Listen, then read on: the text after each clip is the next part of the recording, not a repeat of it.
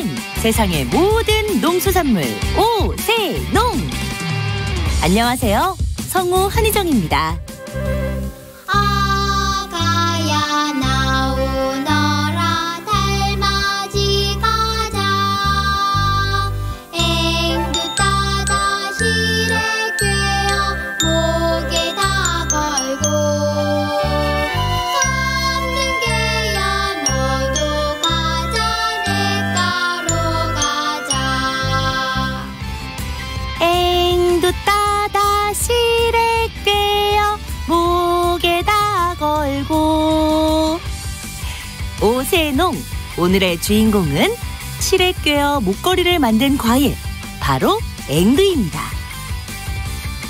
5월에는 하얀 꽃을 피워 우리 눈을 즐겁게 해주고요. 6월에는 새콤달콤 열매로 입을 행복하게 해주죠. 6월의 한가운데에 서 있는 바로 요즘, 곳곳의 앵두나무에는 앙증맞은 열매들이 탐스럽게 익어가고 있습니다. 요즘 건강을 위해 레드푸드 즐기는 분들 많으신데요. 앵두는 토마토, 수박, 자두와 함께 대표적인 레드푸드 중에 하나죠. 레드푸드는 안토시아닌과 라이코펜이 풍부한 강력한 항산화 물질로 잘 알려져 있습니다. 노화를 일으키는 활성산소를 억제해주고요. 또 좋은 콜레스테롤 수치는 높이고 나쁜 콜레스테롤은 낮춰주는 착한 과일 중에 하나이기도 합니다. 펙틴 성분도 많이 함유돼 있어 장 운동을 활발하게 해주고 요기산과 시트르산이 풍부해 피로를 만드는 젖산을 배출하는 데도 도움을 준다고 하네요. 컬러푸드 시대의 대표 붉은 과일 앵두. 그런데 맛도 좋고 영양도 많은 하얀 앵두, 노란 앵두도 있다는 거 함께 기억해 주세요. 앵두 맛있게 먹는 법, 앵두에 대한 추억, 앵두에 대한 모든 것. 단문 50원, 장문 100원이 드는 유료 문자 샵 9730으로 보내주세요. 사연 보내주신 분 중에 추첨을 통해 행운의 선물 드리겠습니다. 유익한 정보와 살아있는 이야기가 있습니다. KBS 오늘 아침 일라디오. 이번 한 주간 농가에서 알아둬야 할 주요 농작업 정보 전하는 시간입니다. 농촌진흥청 대변인실 정병진 농촌지도관과 함께하겠습니다. 안녕하세요. 네, 안녕하세요. 예, 먼저 농가에서 관심 가질 만한 새로운 농업 소식부터 한번 살펴보겠습니다. 올여름에 평년보다 기온이 높을 것으로 예상이 된다고 하는데 제가 출근하면서 토마토 먹었거든요. 근데 토마토가 고온성 채소라서 낮 온도가 한 35도 이상 높게 유지가 되면 생산량이 떨어져서 좀 특별한 관리가 필요하다고 들었거든요. 어떤 관리가 필요할까요?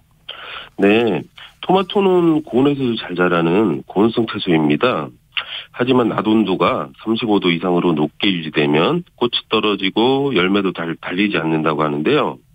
토마토의 낮 최고 온도를 적정 대배 한계 온도인 30도와 이보다 높은 35도로 관리 시험한 결과 35도로 관리한 집단은 열매가 달리는 비율이 30도로 관리한 집단의 75% 수준으로 나타났습니다. 네. 따라서 고온기에 토마토를 안정적으로 생산하기 위해서는 한낮 시설 내의 온도가 35도를 넘지 않도록 차광막을 치거나 안개 분무기로 냉방을 해줘야 합니다. 농가 여건에 따라 온실 외부에 차광 도포제를 뿌려 온도를 낮추거나 잎으로 꽃을 가려주는 것도 한 방법입니다. 그리고 생육에 적합한 습도인 60 내지 80%를 유지할 수 있도록 습도 관리에도 신경을 써주셔야겠습니다. 예, 아무리 토마토가 고온성 채소라도 특별한 관리가 필요해 보입니다. 내일은 1년 중에 낮이 가장 길다고 하는 하지인데요. 이번 주 농업 기상 전망 어떤가요? 네, 하지는 24절기 중 10번째 절기로 예로부터 이날까지 모심기를 안 하면 농사가 늦어지기 때문에 서둘러 모내기를 해야 했습니다. 네.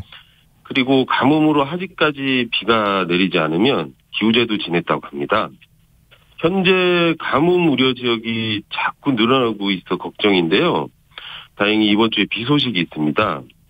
오늘 오후 제주도, 내일과 모레는 남부지방과 제주, 수요일은 전남, 경남권, 그리고 금요일과 토요일 충청권, 남부지방 등에 비가 오겠습니다.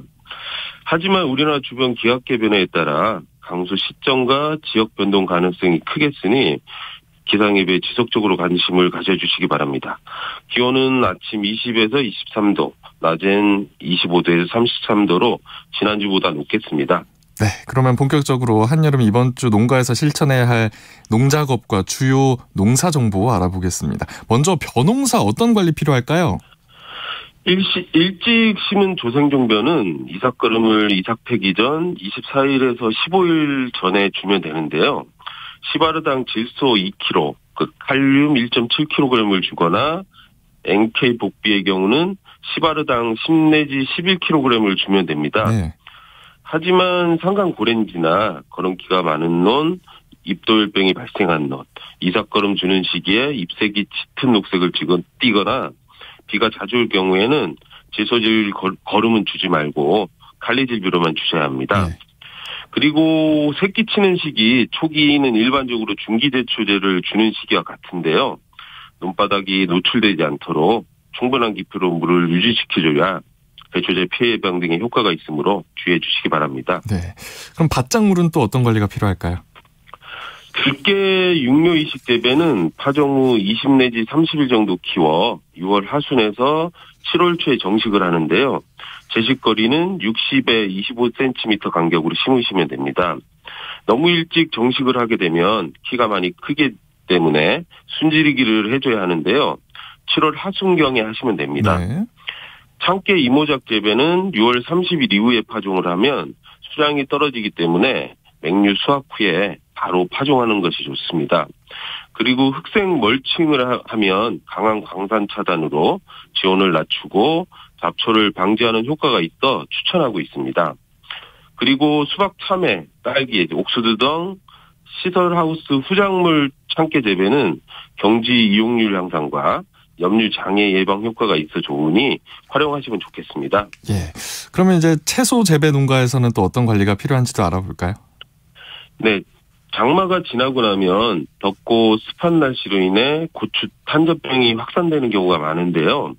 탄저병에 걸린 고추는 경제적 가치가 떨어져 많은 피해로 이어지기 때문에 적극적인 예방 노력이 필요합니다.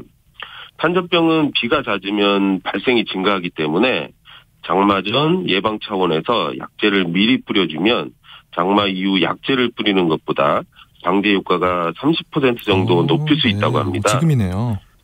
따라서 비가 오기 전에는 병 증상이 보이지 않더라도 열매 표면에 약액이 골고루 묻도록 등용 약제를 뿌려주시면 좋습니다. 감염된 열매가 비바람에 의해 튀어 다른 열매에 2차 감염을 일으킬 수도 있으므로 병든 열매는 발견 즉시 제거하고 소각해줘야 합니다. 네. 과수 농가에서는 또 어떤 점들을 신경 써야 할까요?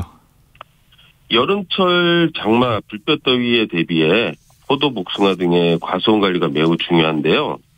먼저 장마 기간에는 토양 수분 변화를 줄이는 것이 중요합니다. 복숭아 나무는 3일 이상 물에 잠기면 잎이 떨어지고 뿌리가 썩고 6일 이상 잠기면 죽게 되기 때문에 물을 빨리 빼줘야 합니다. 그리고 토양과 과실의 수분이 증가해 복숭아, 포도, 열매 터짐 현상이 많이 발생할 수 있으므로 나무 밑에 풀을 재배하거나 필름 등을 덮어 수분 변화를 줄여주면 좋습니다. 그리고 장마와 집중호우 기간이 지나고 강한 햇볕과 고온이 지속되면 열매 표면에 햇볕에 대는 피해가 발생하기 쉬운데요. 피해를 줄이기 위해서는 열매가 강한 직사광선을 받지 않도록 적정한 가지를 남겨두고 미세 살수 장치, 차광목 등을 이용해 나무 주위의 온도를 낮춰줘야 합니다. 예. 그럼 마지막으로 축산 농가에서는 이제 여름철에 사료작물 관리를 위해서 실천할 일들이 있을 것 같은데요. 네. 여름철에 재배하는 사료작물로는 옥수수, 수단그라스 등이 있는데요.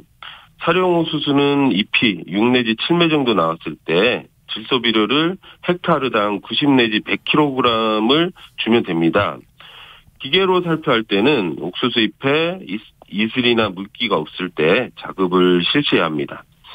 그리고 옥수수, 수수 등 화분과 사료작물에는 멸광충이 대규모로 발생해 피해를 주는 경우가 있는데요. 멸광충의 방제를 위해서는 수시로 재배 포장을 관찰하고 발견되는 즉시 방제해줘야 합니다. 멸광충은 내성이 크기 때문에 사령 애벌레 이상이 되면 약재를 살포해도 쉽게 죽지 않기 때문에 조기 해체를 통한 초기 방제가 최고의 방제법입니다. 예, 말씀 여기까지 듣겠습니다. 농촌진흥청 대변인실 정병진 농촌지도관이었습니다. 고맙습니다. 네, 감사합니다.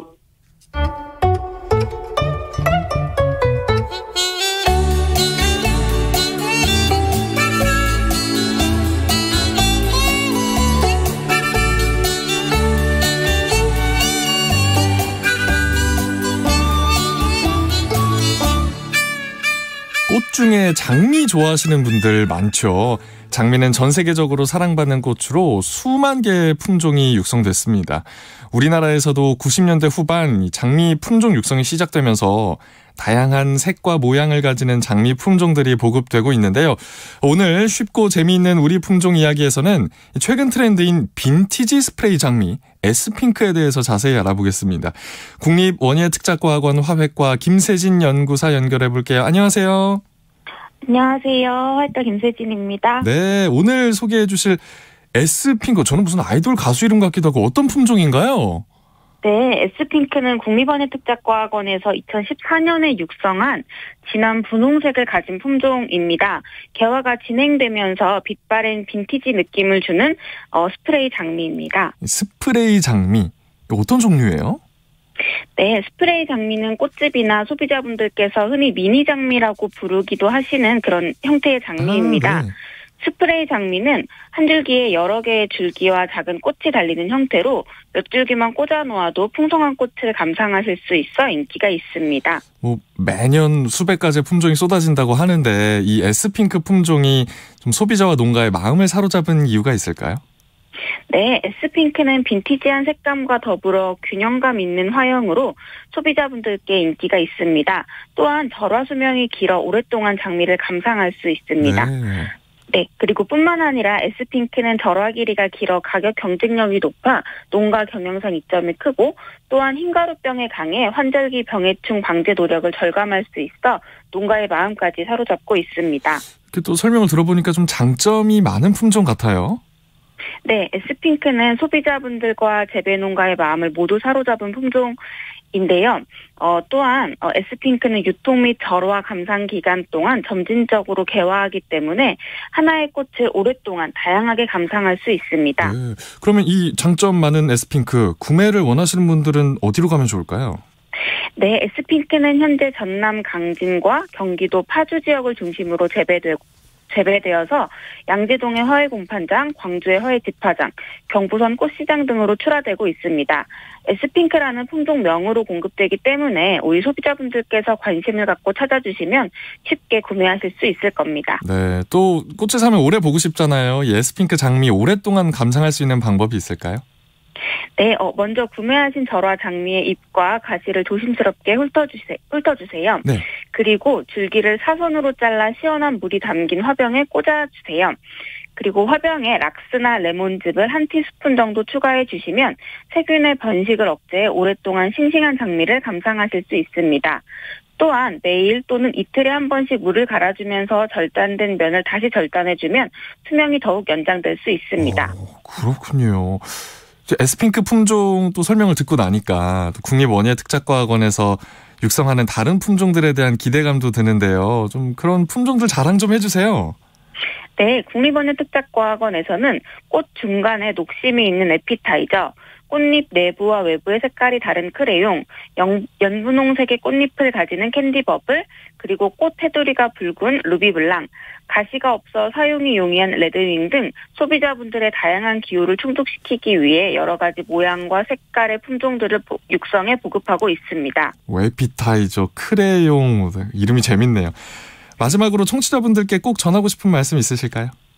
네, 아직도 꽃은 특별한 날이나 행사에서만 사용한다고 생각하시는 분들이 많으신데요. 이제는 전혀 그렇지 않습니다. 이제 오늘 출근하시고 들어가시는 퇴근길에 오늘 하루 고생한 나와 가족을 위한 선물로 가까운 꽃집이나 화원에 들르셔서 장미꽃 2-3송이 구매하셔서 집에 꽂아 두시면 어떨까요? 커피 한 잔의 가격으로 일주일간의 행복감과 기쁨을 누리실 수 있을 겁니다. 네, 너무 좋을 것 같네요. 쉽고 재미있는 우리 품종 이야기, 오늘은 국립원예특작과학원 화훼과 김세진 연구사와 함께 국산 빈티지 장미 에스핑크에 대해서 알아봤습니다. 연구사님 오늘 말씀 고맙습니다. 네, 감사합니다.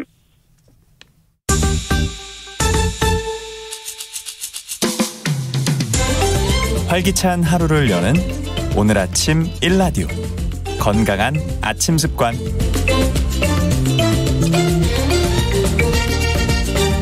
안녕하세요. 오늘 아침 힐링타임. 저는 필라테스 하는 방송인 양정원입니다. 잘못된 자세나 스트레스로 목에 통증이 있는 분들께 특히 좋은 목 좌우 스트레칭. 함께 해보실까요? 가장 기본적인 동작이지만 목, 어깨 근육 뭉침을 풀어주고 유연하게 해주는 동작입니다. 자, 먼저 머리를 오른쪽으로 지그시 기울여주세요. 손이 자유로우신 분은 오른손으로 머리 반대쪽을 감싸고 오른쪽으로 당기듯이 지그시 눌러주세요. 이때 왼쪽 어깨가 따라 올라가지 않게 주의해주세요. 하나, 둘, 셋, 넷, 다섯. 이때 귀가 어깨에 닿는 느낌으로 쭉 늘려주세요. 자, 이제 왼쪽으로도 천천히 머리를 기울여 목을 늘려볼게요. 하나, 둘, 셋, 넷, 다섯. 가능하시면 좌우 5초간 3회씩 반복해주세요. 오늘도 여러분의 건강한 하루를 응원합니다. 저는 양필라 양정원이었습니다.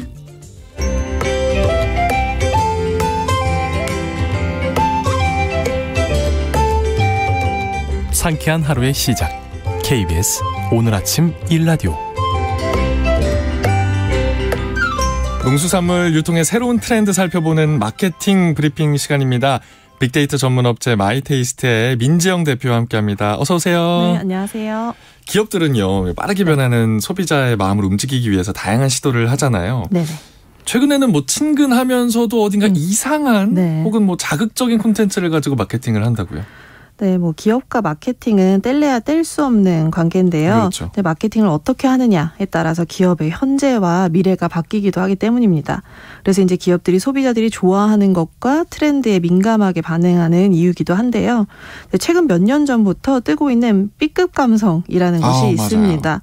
네, 이렇게 A급, B급처럼 등급을 의미를 하는데 좀 들었을 때 저렴한 또 가벼운 이미지가 떠오르실 수도 있을 것 같아요. 네. 이러한 감성이 유행을 하면서 예전에는 많은 돈을 투자해서 좀 고급스럽게 광고를 만들었다면 적은 비용을 투자하면서도 재미있는 B급 광고를 만드는 추세입니다.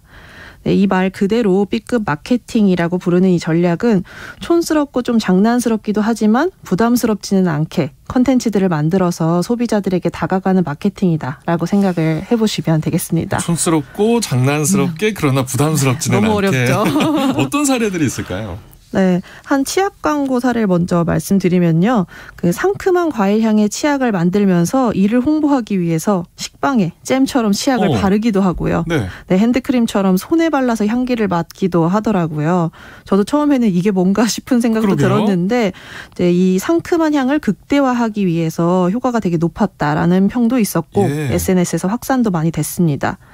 네, 게임 업계에서도 다른 업종들과 콜라보를 통해서 B급 마케팅에 좀 빠져 있는데 게임명에 검정색을 의미하는 키워드가 포함된 한 게임 업체는 검은 머리와 연결을 해서 콜라보한 샴푸를 출시하기도 하고요. 김 업체와 협업을 해서 게임명이 포함된 김을 출시하고 또 아이템을 함께 제공하는 이벤트도 열었습니다. 아무래도 게임하고는 조금 거리가 먼 생활용품이나 식품과의 협업을 해서 좀 어이없다 이런 반응도 있긴 한데 또 그만큼 또 샴푸와 김도 같이 주목을 받고 또 완판까지 되는 효과도 있었다고 하더라고요. 그러게요. 주목은 확실히 받겠어요. 네. 식품업계 자체도 이 B급 마케팅을 많이 활용한다고 하는데 네네. 캐릭터를 만드는 경우가 있다고 하더라고요. 네, 맞아요. 네, 좀 중독성 있는 참치송 시리즈로 매우 큰 인기를 얻고 있는 기업도 있는데 네, 새로운 수능 금지곡이다. 또 세뇌당한 느낌이다라는 반응을 남기면서 2천만 회 이상의 조회수를 달성을 했고요. 네. 또 발음이 유사한 3월 7일을 참치데이로 만들어서 소비자들과 함께 참치캔을 기발하게 쌓기 뭐 이런 이벤트도 열면서 SNS 마케팅도 함께 진행을 했습니다. 네, 한 유제품 브랜드는 유제품 왕국에 사는 왕자님 캐릭터를 만들어서 옷이나 왕관, 벨트와 같은 모든 착장에 해당 기업의 과자와 음료를 활용한 사례도 있고요. 저도 이거 본 것 같아요. 네, 또 한 치킨 브랜드에서는 구운 치킨의 장점을 알리기 위해서 나폴레옹을 패러디해서 네. 뭐 구울 레옹, 네, 튀길 레옹 이런 식의 캐릭터들의 전투를 광고로 만들기도 했고요. 최근에는 뭐 세계관을 또 확장해서 또 튀기지 않은 치킨들을 캐릭터화하고 또 홍보하는 등 색다른 콘텐츠들을 만들고 있는 추세였습니다. 네. 뭐 얼마 전부터 이 B급 마케팅 네. 많이들 사랑받고 있는 것 같은데 이게 단순히 재밌어서 인기가 많은 건가요? 네, 일단은 친숙하고 또 가벼운 소재, 또 말씀하셨다시피 재미를 담아서 호기심을 또 자극하기 때문에 광고를 클릭하고 또 한 번 더 보게 만드는 것 같기도 해요. 네. 이제 광고가 싫어서 요즘에는 멤버십을 통해서 돈 주고 스킵을 하잖아요. 그렇죠. 네, 근데 뭐 스크롤을 내리면서 뭐 자극적이거나 색다르거나 혹은 공감 가는 콘텐츠가 보이면 나는 한 번이라도 더 조회한다. 아하. 네, 이런 소비자들이 많았고요. 또 이유를 모르겠는데 중독성이 있어서 나도 모르게 본다. 네, 그러니까요. 이런 소비자들도 있습니다. 이유를 알 수 없지만 계속 끌리는. 네. 노래 처음부터 끝까지 가사가 게임명으로 이루어진 광고를 보면서 승인을 해준 임원이 대단하다라고 하면서 수십 번을 봤다라는 후기도 있고요. 네. 소비자들도 이 B급 광고들을 보면서 내 취향이 무조건 고급스럽고 멋있는 것은 아니었다라는 것을 알게 됐고요. 좀 촌스러워도 공감이 되는 부분이 있는 이러한 B급 마케팅과 컨텐츠를 좋아하게 된 것 같습니다. 뭐 아까 이렇게 승인을 해준 광고주와 임원이 대단하다 이런 평도 있다고 말씀을 하셨는데 공공기관에서는 이런 걸 좀 잘 안 하는 추세잖아요. 네. 근데 B급 감성을 가면 홍보물을 제작한다고요? 네, 그 전국 지방자치단체 너튜브 채널 중에 구독자 1위를 기록한 충주시가 있습니다. 맞아요. 네. 처음에 시작을 수천만 원을 들인 고퀄리티 영상도 조회수가 한 자릿수가 나오는 네, 그런 현실에 자극을 받아서 네, 홍보 담당 주무관이 본인이 직접 한 땀 한 땀 콘텐츠를 만들었다라고 하는데요. 네. 네, 이 SNS는 충주시 명물 옥수수를 뭐 눈에는 눈, 이에는 충주 옥수수라는 이런 재미있는 카피와 함께 홍보를 하기도 하고요. 네. 네, 뭐 충주 사과 언박싱 콘텐츠, 먹방 콘텐츠 등 사실 인기 인플루언서들과 유사한 주제를 가지고 계속 홍보를 하긴 하는데 좀 어딘가 부족한 모습을 보입니다. 네. 네, 미적 감각은 정말 없는 이런 결과물들이 오히려 소비자들의 B급 감성을 자극해서 또 지자체 최초로 20만 명 이상의 구독자를 보유했다고 하고요. 맞아요. 네, 그래서 사람들이 나는 서울 사람인데 왜 구독했는지 모르겠다. 충주 가본 적도 없는데 구독을 했다. 개방적인 시장임을 보면서 인식이 바뀌었다. 이렇게 긍정적인 반응을 보였습니다. 오히려 이렇게 허술하고 촌스러운 모습 때문에 제대로 된 B급 마케팅이 되고 있다. 이렇게 생각을 하시더라고요. 예. 농산물 판매몰하고 이게 네. B급 감성하고는 저는 잘 연결이 안 되는데. 네. 제가 한 그 농축수산물 직거래 장터를 소개해드리려고 하는데요. 네. 사실 이미 오픈한 지 10년이 지난 직거래 장터긴 한데 최근에 B급 감성으로 소비자들의 관심을 받고 있더라고요. 그래서 아무래도 이 커뮤니티가 제품을 산지에서 직송하는 만큼 이제 농부나 또 소농인분들이 사진을 올리기 때문에 그 사진들의 퀄리티가 좀 낮고 굉장히 아무래도. 엉성하다 이런 특징이 있다고 합니다. 그래서 제품 크기도 우리 근처에서 쉽게 볼 수 있는 것들로 비교를 해주는데 네. 수박은 옆에 A4 용지를 놓고 크기를 비교할 수 있게 해주고요. 네. 네, 생선 길이를 잴 때는 뭐 볼펜이나 커피 믹스를 옆에 두고 찍어서 비교를 해주더라고요. 와닿게. 네, 그래서 소비자들이 이렇게 무심하게 찍어둔 사진들이 사실 온라인 전문몰 같지는 않지만 요즘에는 B급 감성이다 이렇게 부르면서 열광을 하고 있고요. 그래서 최근 1년 동안에 회원수가 15만 명 이상 증가를 해서 네, 100만 명이 넘었다고 하더라고요. 좀 아무래도 투박하지만 진심을 담은 이런 모습들이 좀 도시에 있는 소비자들에게 이렇게 새로움으로 다가오지 않았나 생각을 해봤습니다. 네. 이제 B급 마케팅이라는 게 단순히 또 뭐 재미만 추구해서는 성공할 수 없을 것 같은데요. 이 농수산물 온라인몰이 인기를 끈 또 다른 이유가 있을까요? 네, 일단은 네, 상인들과 직거래를 하면서 저렴하게 신선한 농수산물을 배송받을 수 있다. 네, 유통 비용을 줄였다라는 것이 특징이고요. 네, 그리고 투박하지만 또 진심이 담긴 이 판매자나 생산자들의 코멘트 또 소통도 인기의 요인이더라고요. 그래서 판매자들은 내가 오늘 잡아온 고기가 혹은 수확한 과일의 품질이 좋지 않다면 솔직하게 또 오픈을 하면서 네, 가격을 저렴하게 내놓기도 하고요. 또 여기에 있는 소비자들은 구매한 다음에 칭찬도 솔직하지만 또 비판도 솔직하게 남겨서 다음 소비자들이 구매할 때 도움을 주고 있습니다. 그렇군요. 네, 그래서 무게를 또 속이거나 품질이 좋지 않은 제품을 보낸 판매자에게는 회원들이 투표를 통해서 또 이 몰에서 퇴출시키기도 하는 등 또 이 생산자와 판매자가 되게 효과적인 소통을 하고 있더라고요. 그래서 가벼운 메시지나 뭐 재미있는 소재 등으로 관심을 끌 수는 있지만 또 제품의 품질이나 진정성이 없다면 더 큰 판매로 이어지진 않겠다라는 생각을 해봤습니다. 그러니까요. 더 중요한 게 있는 거니까요. 네. 뭐 소비자들한테 좋은 후기를 받는 경우도 있지만 뭐 반대로 비난을 받는 뭐 B급 마케팅도 있을 텐데 B급 마케팅을 할 때 좀 주의해야 할 점이 뭘까요? 네, 일단은 맥락 없이 재미만 추구하는 것. 네, 이런 B급 마케팅에는 거부감을 느끼는 소비자들이 많더라고요. 네, 그래서 뭐 해킹을 당한 건 아니냐. 네, 홍보 담당자가 회사의 안티인 건 아닌지 의문을 가지는 이런 케이스들이 좀 B급 마케팅이 실패했다라고 판단을 하고 있고요. 사실은 뭐 인기가 있다고 해서 이런 그 컨텐츠들을 무분별하게 복제하는 것 이런 것들이 좀 억지스럽다라고 생각하시는 경우들도 있고 오히려 뭐 MZ세대 젊은 세대들을 공략하기 위해서 유행어나 줄임말을 마구 섞으면 서로 소외감을 느낄 수 있겠다라는 의견들도 있었습니다. 그래서 이 B급 마케팅이 마냥 가볍지만은 않기 때문에 더 어려운 마케팅이라는 생각도 들고요. 네, 억지 웃음을 유도하진 않으면서 또 재치 있는 콘텐츠를 만드는 것을 통해서 클릭을 일단 유도를 했다면 우리 제품에 대한 또 진심, 또 제품의 품질을 가지고 소비자들에게 한 걸음 더 다가가야 되지 않을까 그런 계기를 만드는 것이 B급 마케팅이라는 생각을 해봤습니다. 네, 지금까지 B급 마케팅 대해서 마이테이스트의 민지영 대표와 함께했습니다. 고맙습니다. 네, 감사합니다. 오늘 아침 일라디오 함께하고 계신 지금 시각 6시 45분입니다.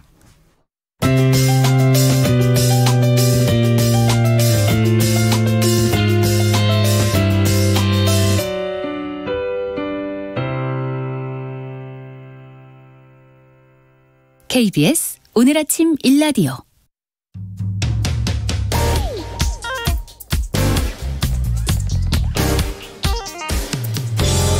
오늘 아침 뉴스 브리핑. 뉴스 알아보죠. 뉴스 브리핑 정상근 기자 연결합니다. 안녕하세요. 네, 안녕하십니까. 예, 기름값 얘기부터 해보죠. 치솟는 기름값에 결국 정부가 유류세 추가 인하를 결정했네요. 네, 정부는 어제 휴일임에도 첫 비상경제장관회의를 열고 이 기름값 대책부터 내놨습니다. 정부는 지금도 역대 최대 수준인 유류세 인하폭 30%를 이 다음 달부터 연말까지 이 법정 최대 한도인 37%로 늘리겠다라고 밝혔는데요. 이렇게 되면 리터당 휘발유는 57원, 경유는 38원 정도 내려가는 셈입니다. 정부는 하루 40km 정도를 주행하는 가정의 경우 월 7,000원 정도의 유류비가 절감된다라고 설명했는데요. 그런데 자고 일어나면 기름값이 역대 최대치를 경신하고 있는 요즘에 대책이 부족하다라는 지적도 있습니다. 이 지난주 월요일 그 유가가 역대 최고치를 찍었다 이 소식을 전해드렸었는데 그때 전국 평균 휘발유 값이 2,068.91원이었고 또 경유는 2,068.35원이었습니다. 그런데 어제는 전국 평균 휘발유 값이 2,107.81원, 경유는 2,114.78원이 됐습니다. 일주일 사이에 휘발유가 40원 정도, 경유는 50원 정도나 오른 상황입니다. 한편 정부는 유류비 부담이 큰 화물차주 등 운송사업자에 대한 대책도 내놨습니다. 기준 가격을 정해서 기름값이 그보다 더 높으면 이 초과분의 절반을 정부가 유가 연동 보조금으로 주고 있는데요. 다음 달부터 기준 가격을 50원 더 낮춰서 지원을 늘리기로 했습니다. 하지만 이 역시 충분한 지원이 안 된다라는 지적도 나오고 있습니다. 네, 내 월급 빼고 모든 게 오른다는 말이 와닿는데 전기요금을 비롯해서 공공요금도 줄줄이 오를 예정이라고요. 네, 한국전력은 에너지 원료 가격 상승에 비해 전기요금 동결이 이어지고 있다면서 3분기 전기요금은 인상할 수 있는 최대 한도인 킬로와트시당 3원 인상을 요구하고 있습니다. 또 가스요금은 이미 그 메가줄당 0.67원 인상이 확정된 상황입니다. 정부는 공공요금 인상을 부인하진 않았습니다.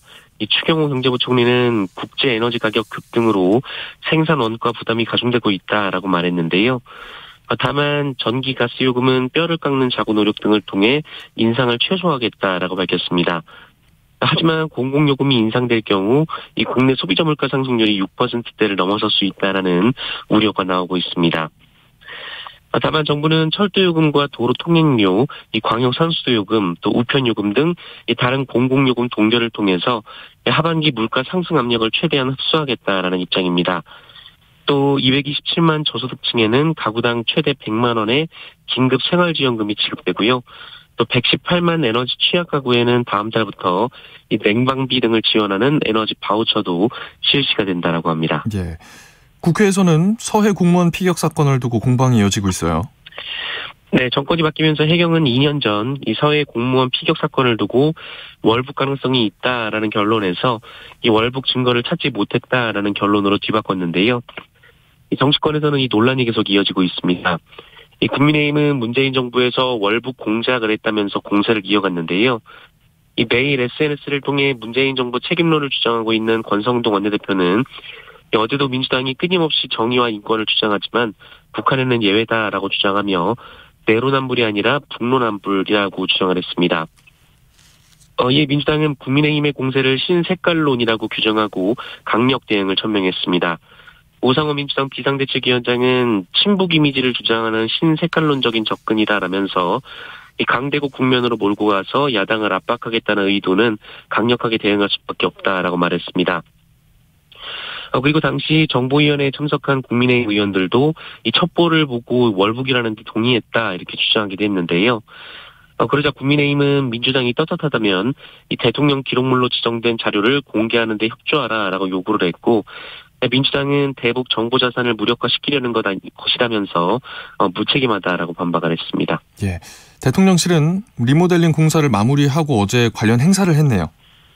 네, 윤석열 대통령은 어제 오후 용산 대통령실 청사 앞 잔디마당에서 인근 지역 주민과 어린이, 이 소상공인 등 400여 명을 초대해서 이른바 집들이를 열었습니다. 이 자리에서 윤석열 대통령은 대통령실의 용산 입주를 허락해 주시고 환영해 주셔서 정말 감사하다라면서 더욱 열심히 일하겠다라고 말했습니다. 윤석열 대통령 부인 김건희 여사는 애초 이날 행사에 부부 동반으로 참석할 예정이었으나 불참을 했는데요.